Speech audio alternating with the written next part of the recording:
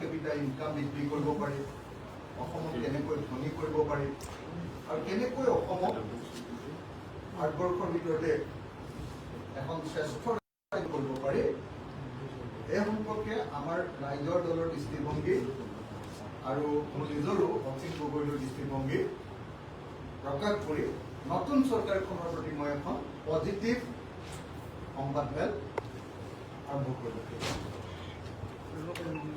গতিকে সংবাদমেলখন আৰম্ভ কৰি দিব খোজো, কথাখিনি ক'বলৈ আৰম্ভ কৰিব কৈছোঁ।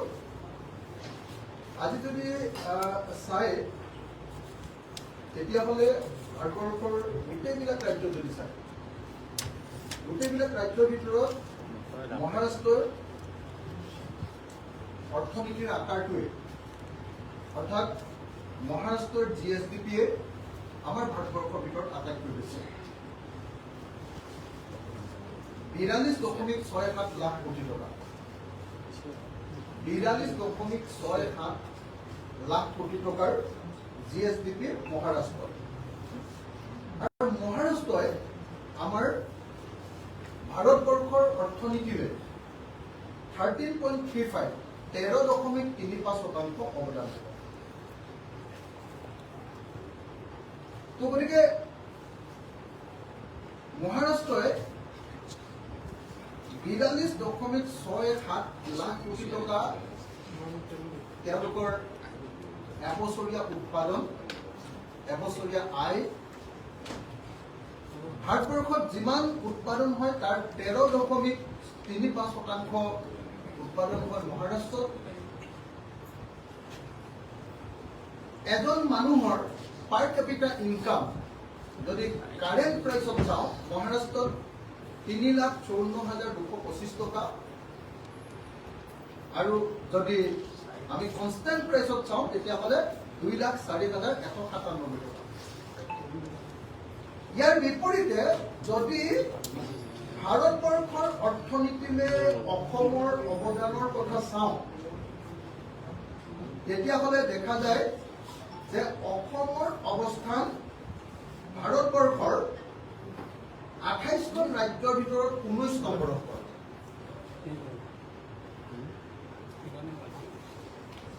অসমে যি সময়ত মহাৰাষ্ট্ৰৰ GSDP 42,67,000 কোটি টকা, আমাৰ GSDP 3,85,000 কোটি টকা।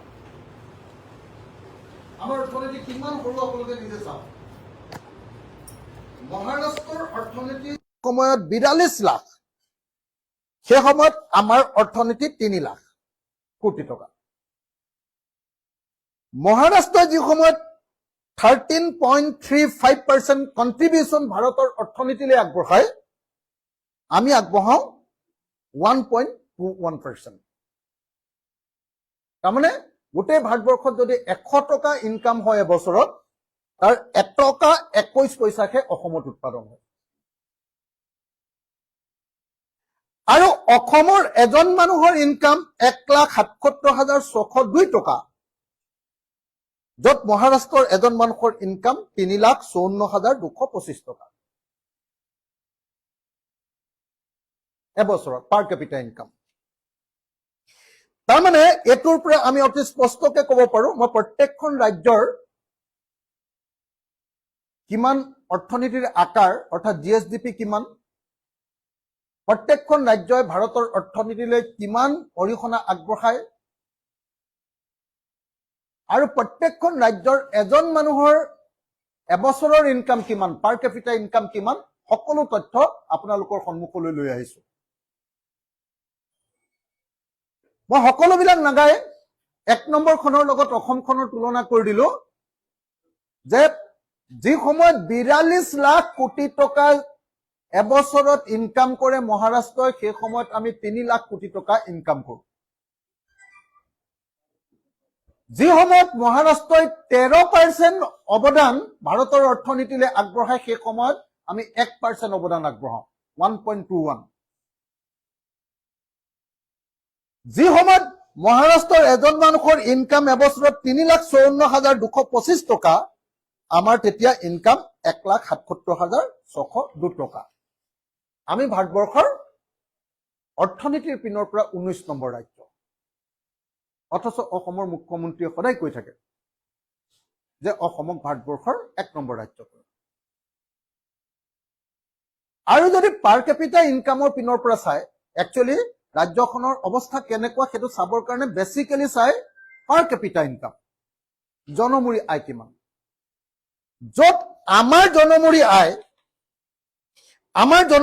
আয় য'ত 1,77,602 টকা, সেই সময়ত কিন্তু আপুনি আশ্চৰ্যকৰভাৱে গোৱাৰ জনমূৰি আয় 7 লাখ কোটি টকা, 7 লাখ টকা। আমাৰ 1 লাখ এজন মানুহে এবছৰত ইনকাম কৰে 1,77,602 টকা, গোৱাৰ মানুহে 7 লাখ টকা। আৰু তাতকে যদি আপুনি চাই ছিকিম, আমাৰ ওচৰত থকা ছিকিম ৰাজ্যখন যদি কেনেবাকে চাই, তেতিয়াহ'লে ছিকিমে 7,84,970 টকাকে এজন মানুহে এবছৰত ইনকাম কৰে, য'ত আমি 1,77,000 টকা ইনকাম কৰোঁ। আমাৰ অৱস্থা খুব বেয়া। আমি পাৰ কেপিটা ইনকামৰ দিশৰ পৰা 28খন ৰাজ্যৰ ভিতৰত আমি 24 নম্বৰত। পজিশ্যন খুব বেয়া। এতিয়া চৰকাৰে কৈ আছে যে টাটা কোম্পানীক আনি, আদানীক আনি, আম্বানীক আনি আৰু জাপানৰ পৰা অলপ চলপ অনুগ্ৰহ লাভ কৰি আমি অসমক ধনী কৰিম। মোৰ মতে এই পথটো সম্পূৰ্ণৰূপে ভুল। অসমক যদি ধনী কৰিব লাগে, তেতিয়াহ'লে আটাইতকৈ ডাঙৰ পথটো হ'ল অসমৰ কৃষি উৎপাদন বৃদ্ধি কৰিব লাগিব। মই সেইকাৰণে আজিৰ দিনটোত এই সংবাদমেলখন পতাৰ প্ৰধান উদ্দেশ্য হ'ল অসমৰ মাননীয় মুখ্যমন্ত্ৰী হিমন্ত বিশ্ব শৰ্মা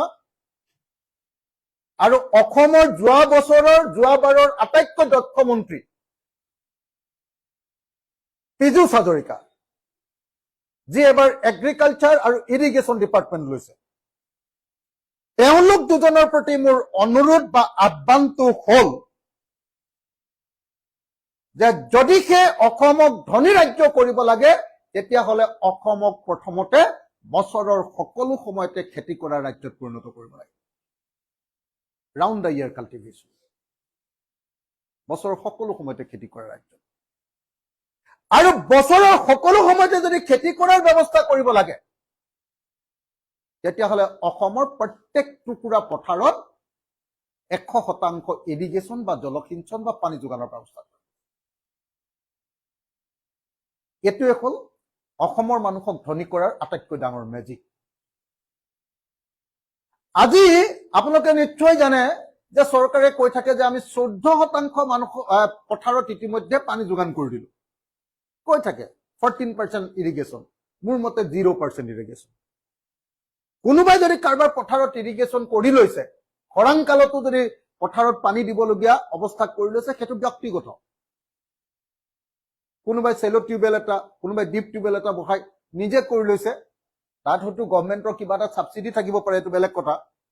কিন্তু কোনো গভৰ্ণমেণ্ট প্ৰজেক্টে কেতিয়াও অল টাইম গোটেই বছৰটোত এটাও ইৰিগেশ্যন প্ৰজেক্ট নাই যি প্ৰজেক্টে ৰাউণ্ড দ্য ইয়াৰ আমাক ইৰিগেশ্যন বা পানী যোগান ধৰিব পাৰে। গতিকে অসমৰ উৎপাদন একেবাৰে কম, অসমৰ কৃষি উৎপাদন একেবাৰে কম।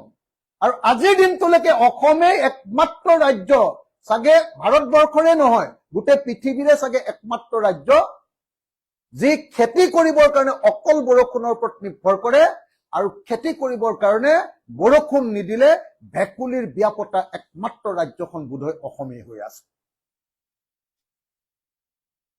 যিখন ৰাজ্যত ভেকুলীৰ বিয়া পাতে, সেইখন ৰাজ্যৰ মানুহ কেনেকে ধনী হ'ব? গতিকে মই আজি অসমৰ মাননীয় মুখ্যমন্ত্ৰী আৰু যোৱাবাৰৰ দক্ষ মন্ত্ৰী আছিলে, এইবাৰটো কি কৰে নাজানো, এইবাৰটো তেওঁক ডিগ্ৰেড কৰিছে, আগতকে পাৱাৰ কমাই দিছে। এইবাৰ মই পীযুষ হাজৰিকা ডাঙৰীয়াক আহ্বান জনাব খুজিছো যে এইবাৰ প্ৰথম আৰু প্ৰধান কামটো হ'ব লাগে অসমৰ বছৰৰ সকলো সময়তে খেতি কৰাৰ ৰাজ্যলৈ পৰিণত কৰিব লাগে আৰু অসমৰ প্ৰতিখন পথাৰত জলসিঞ্চনৰ ব্যৱস্থা গ্ৰহণ কৰাৰ ব্যৱস্থা কৰিব লাগে 100% ইৰিগেশ্যন যাতে এবছৰত এটা পৰিয়ালে মিনিমাম 3বাৰ 4বাৰ 5বাৰ খেতি কৰিব পাৰে পথাৰত এবাৰ ধান খেতি এবাৰ মাকৈ বা গোমধান আৰু এবাৰ যদি শাক-পাচলিৰ খেতি বা সৰিয়হৰ খেতি এডৰা পথাৰত যদি বছৰত 3বাৰ খেতি কৰে তেতিয়াহ'লে ধান খেতিৰে ভঁৰালত ধানকেইটা থৈ দিলে সৰিয়হ আৰু মাকৈটো বিক্ৰী কৰি অসমীয়া খেতিকজন ধনী হ'ল এইটো কৰাৰ বাহিৰে অসমৰ মানুহক ধনী কৰিবৰ কাৰণে জাপানৰ প্ৰধানমন্ত্ৰী আহি একো এনেকুৱা মই কৈ দিছো যে এনেকুৱা কোনো মেজিক দিব নোৱাৰে যি মেজিকৰ জৰিয়তে অসমীয়া মানুহ ধনী হ'ব গতিকে আজিৰ দিনটোত মোৰ নতুন চৰকাৰখনৰ প্ৰতি HBS 2.0 প্ৰতি হিমন্ত বিশ্ব শৰ্মা চৰকাৰৰ দ্বিতীয় কাৰ্যকালৰ প্ৰতি মোৰ প্ৰথম আৰু প্ৰধান আহ্বানটো হ'ল যে 2026 চনত গঠন হোৱা চৰকাৰখনে 5 বছৰৰ ভিতৰত অসমক বছৰৰ সকলো সময়তে খেতি কৰা ৰাজ্যত পৰিণত কৰক আৰু অসমৰ প্ৰতিখন পথাৰত পানী যোগানৰ ব্যৱস্থা গ্ৰহণ কৰক এতিয়া মই এই বস্তুটো বুজাবৰ কাৰণে আপোনালোকক কেনেকে আমি অসম খেতিৰ ক্ষেত্ৰত দুখীয়া আপোনালোকক কবৰ কাৰণে আৰু হিমন্ত বিশ্ব শৰ্মা আৰু বিজু হাজৰিকা ডাঙৰীয়াক মনত পেলাই দিবৰ কাৰণে এটা উদাহৰণ দিব খুজিছো উদাহৰণটো কি উদাহৰণটো অকল পাঞ্জাব দিছো পাঞ্জাব অসমৰ মুঠ মাটিকালি ৭৮,৪৩৮ বৰ্গ কিলোমিটাৰ 78,438 স্কয়াৰ কিলোমিটাৰ আৰু পাঞ্জাবৰ মুঠ মাটিকালি ৫০,৩৬২ বৰ্গ কিলোমিটাৰ বা 50,362 স্কয়াৰ কিলোমিটাৰ আমাতকে 3 ভাগৰ 2 ভাগ আমি যদি 3 ভাগ তেওঁলোক 2 ভাগ আমি 3 ভাগৰ 2 ভাগত কেউ তাৰমানে আমি অলপ বেছিহে 3 যদি ধৰো তেতিয়াহ'লে 3টো আমি যদি ধৰো তেতিয়াহ'লে 2হে তেওঁলোক 3 ভাগৰ 2 ভাগ পাঞ্জাবখন আমাতকে সৰু ৰাজ্য কিন্তু ইণ্টাৰেষ্টিংলি আপোনালোকে যদি চাই নেট জোন এৰিয়াৰ ক্ষেত্ৰত অৰ্থাৎ এবাৰ খেতি কৰাৰ ক্ষেত্ৰত যি সময়ত অসমত প্ৰকৃত অৰ্থত এবাৰ খেতি কৰে ২৭,২৫,০০০ হেক্টৰ মাটিত ২৭,২৫,০০০ হেক্টৰ মাটিত সেই সময়ত পাঞ্জাবত ৪১,২৮,০০০ হেক্টৰ মাটিত খেতি কৰে ৰাজ্যখন সৰু খেতি কৰে ৪১,২৮,০০০ হেক্টৰ মাটিত ৰাজ্যখন ডাঙৰ অসম কিন্তু খেতি কৰো অকল ২৭,২৫,০০০ হেক্টৰ মাটিত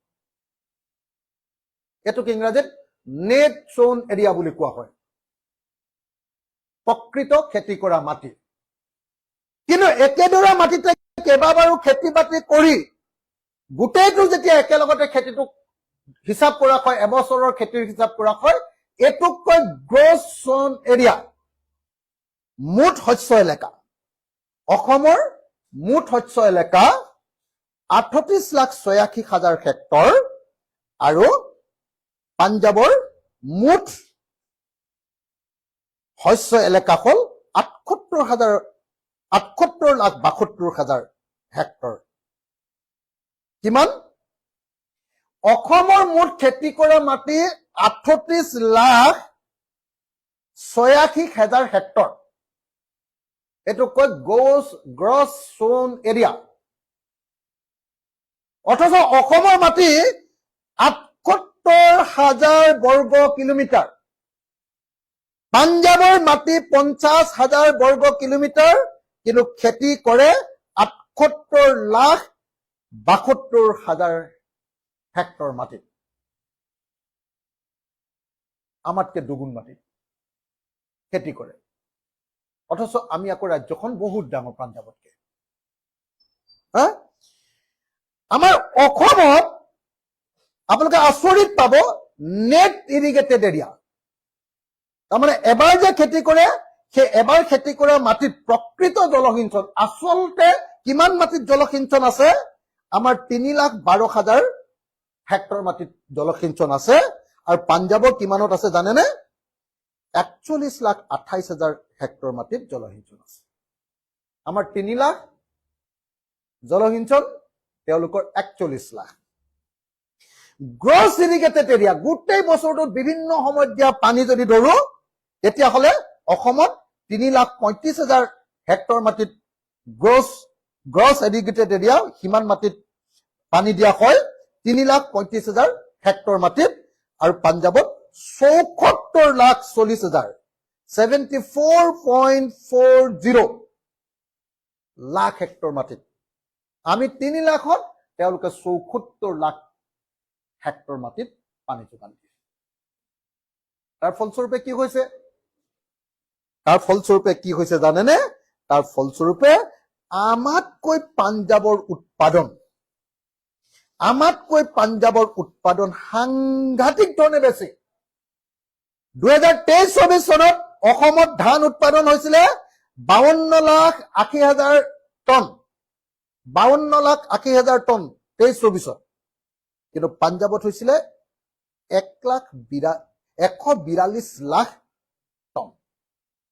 আমাৰ 52,000, আমাৰ মাটি বেছি, কিন্তু উৎপাদন হৈছে 52 লাখ টন আৰু তেওঁলোকৰ 142 লাখ টন। পশ্চিমবংগৰ বাৰু তাতকেও বহুত বেছি, সেইটো নকওঁৱে। পশ্চিমবংগ 1 নম্বৰ ধান উৎপাদনত। তো গতিকে যদি আমি চাওঁ, তেতিয়াহ'লে তাৰপাছত অন্য বস্তুবিলাকৰ উৎপাদনৰ কথাটো মই কোৱাৰ পৰিৱৰ্তে দুটা বস্তু আজিকালি আটাইতকৈ বেছি উৎপাদন কৰে ভাত খাবৰ কাৰণে বা ৰুটি খাবৰ কাৰণে। এটা হ'ল ধান, ধানৰ তুলনাটো কৰি দিলো। এবাৰ মাকৈটো কৰি দিওঁ আপোনালোকক। এবাৰ আপোনালোকক মাকৈটো কৰি দিওঁ, মেজ মাকৈ।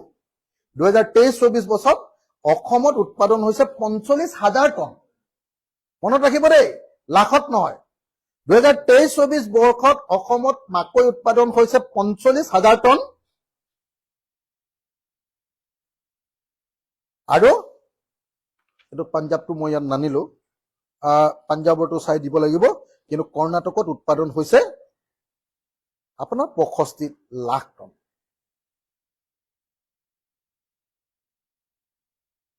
ভয়ানকভাৱে আমাৰ উৎপাদন কম। যদি আনবিলাক বস্তুৰ উৎপাদনৰ ক্ষেত্ৰত আপোনালোকক দেখুৱাও, অসমৰ পজিশ্যন কেনেকুৱা? সৰিয়হ উৎপাদনত অসমৰ স্থান 11 নম্বৰত, ৰাজস্থান 1 নম্বৰত। পাচলি উৎপাদনত অসমৰ স্থান 12 নম্বৰত। সব ৰাজ্যই পাচলি উৎপাদন নকৰে। উত্তৰ প্ৰদেশ 1 নম্বৰত। মাছ উৎপাদন অসমৰ স্থান 9 নম্বৰত। কুঁহিয়াৰ উৎপাদন অসমৰ স্থান 17 নম্বৰত। 28খন ৰাজ্যৰ ভিতৰত কৈ আছো দেই। ফল মূল উৎপাদনত অসমৰ স্থান 15 নম্বৰ। গাখীৰ উৎপাদনত অসমৰ স্থান 23 নম্বৰত। কণী উৎপাদনত অসমৰ স্থান 24 নম্বৰত 28খন ৰাজ্যৰ ভিতৰত।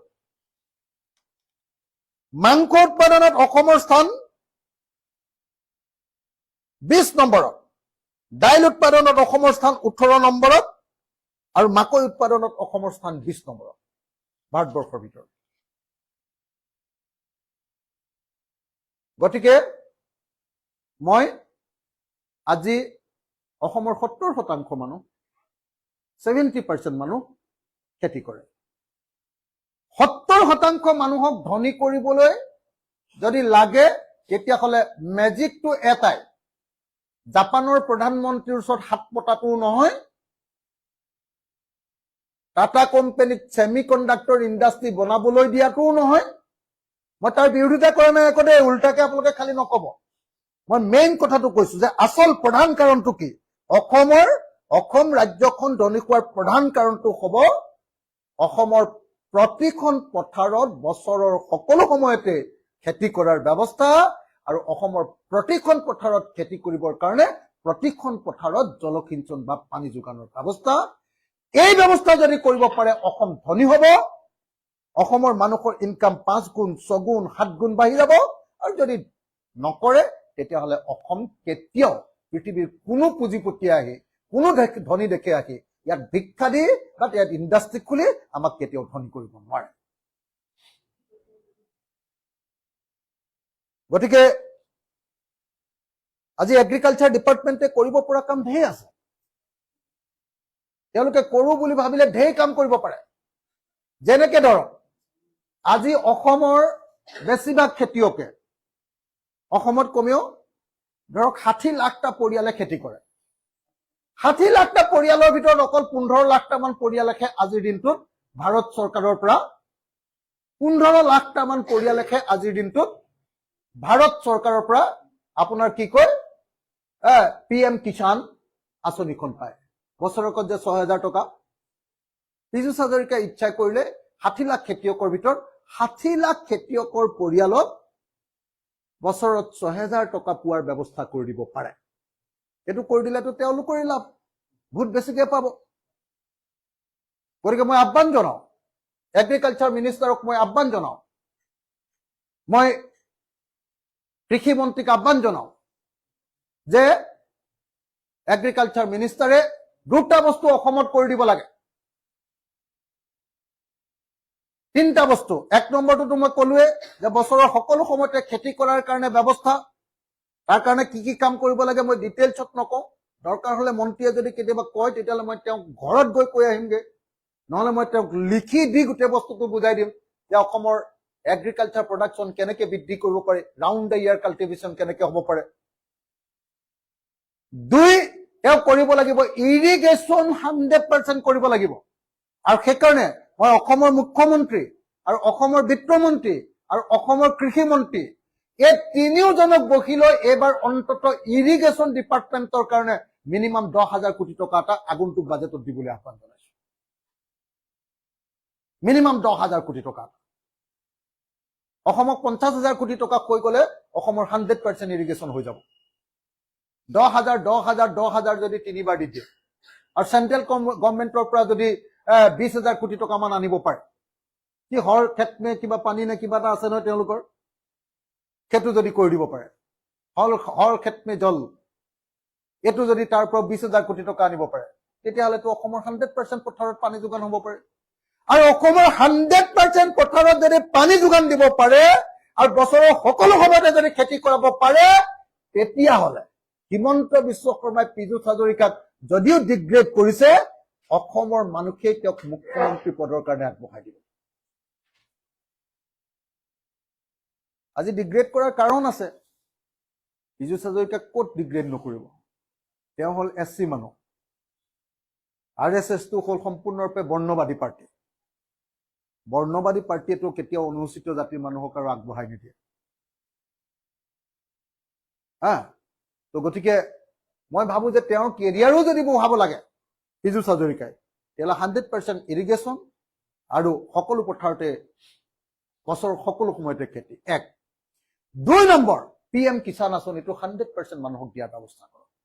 3 নম্বৰ, কিন্তু আটাইতকৈ এটা গুৰুত্বপূৰ্ণ কথা, অসমৰ প্ৰত্যেকটো খেতিত বানপানী বা অন্য বনৰীয়া জন্তুৱে যদি মাৰে, হাতীয়ে নষ্ট কৰিলে, বান্দৰে নষ্ট কৰিলে, তেতিয়াহ'লে তাৰ কাৰণে যিখন ক্ৰপ ইঞ্চুৰেঞ্চ স্কিম আছে, অসমত এখন ভেকুবাওনা হৈ আছে। অতুল বৰা ডাঙৰীয়াই একো কৰিব নোৱাৰিলে। গতিকে ক্ৰপ ইঞ্চুৰেঞ্চ কৰি অসমৰ প্ৰত্যেকজন খেতিয়কৰ বানপানী বা খৰাং বা হাতীৰ আক্ৰমণ বা বান্দৰে খেতি নষ্ট কৰিলে বা অন্য জীৱ জন্তুৱে খেতি নষ্ট কৰিলে 100% ক্ষতিপূৰণ দিয়াৰ ব্যৱস্থা গ্ৰহণ কৰাৰ ব্যৱস্থা। এই 4টা কাম মই আকৌ এবাৰ 4টা কাম মনত পেলাই দিছো। পীযুষ হাজৰিকা আৰু অসমৰ মুখ্যমন্ত্ৰীক 1 বছৰৰ সকলো সময়তে খেতি কৰা ৰাজ্যত পৰিণত কৰিব লাগে। 2, অসমৰ সকলো পথাৰত পানী যোগানৰ ব্যৱস্থা কৰিব লাগে। 3, অসমৰ সকলো খেতিয়কক PM কিষাণৰ অধীনত 60 লাখ খেতিয়কক PM কিষাণৰ অধীনলৈ আনিব লাগে। 100% খেতিয়কক PM কিষাণ দিয়াৰ ব্যৱস্থা কৰিব লাগে। আৰু 4, অসমৰ ক্ৰপ ইঞ্চুৰেঞ্চ, বানপানী, গৰাখহনীয়া, খৰাং, বান্দৰ আৰু হাতীৰ উপদ্ৰৱৰ পৰা শস্য ৰক্ষা কৰিবৰ কাৰণে ক্ৰপ ইঞ্চুৰেঞ্চৰ ব্যৱস্থা কৰিব লাগে। তো এইকেইটা কথাই আজি ক'বলগীয়া আছিলে। এই সম্পৰ্কে যদি কিবা তেওঁলোকে ক'ব খোজে আমি তেওঁলোকক ক'ব পাৰো। মই আজি মাত্ৰ তেওঁলোকক মূল কথাকেইটা আজি মাত্ৰ আঙুলিয়াই দেখালো। এনেই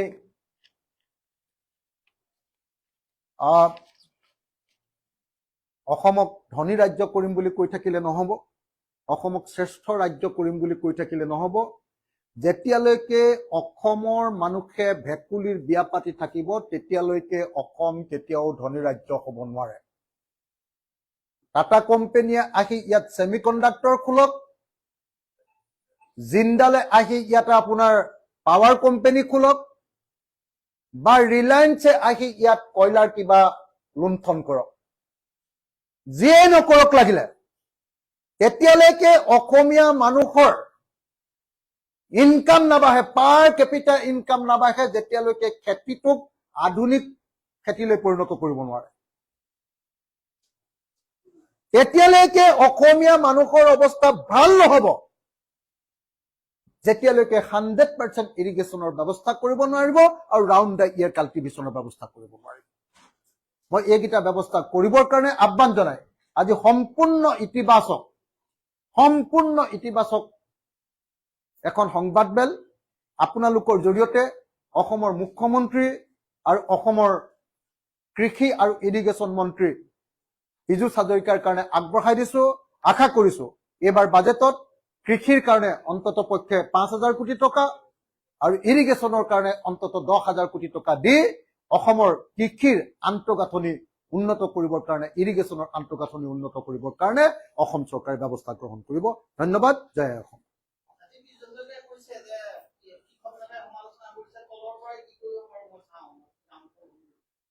মানে পীযুষ হাজৰিকাক যে মানে হেৰি কৰিলে, ডিগ্ৰেড কৰিলে, সেইটোতো আৰু এতিয়া লুকুৱাই লাভ নাই। যোৱা 3খন কেবিনেট বৈঠকত কেলে পীযুষ হাজৰিকা কেবিনেটলৈ অহা নাই?